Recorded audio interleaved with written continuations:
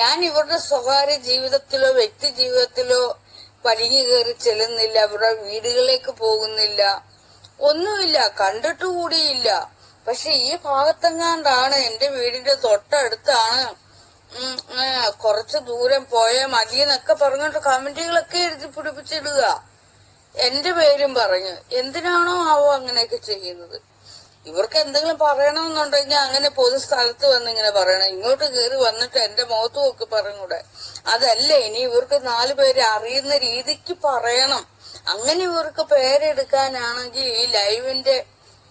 ഈ ലൈവിലൂടെ വന്ന് പറഞ്ഞുകൂടെ? ഇതൊന്നുമല്ല. അവർക്ക് ആരെങ്കിലും ഇങ്ങനെ ഒന്ന് പറയണം, അതിൽ 10 ലൈക്കാണ്ട് 10 ലൈക്ക്.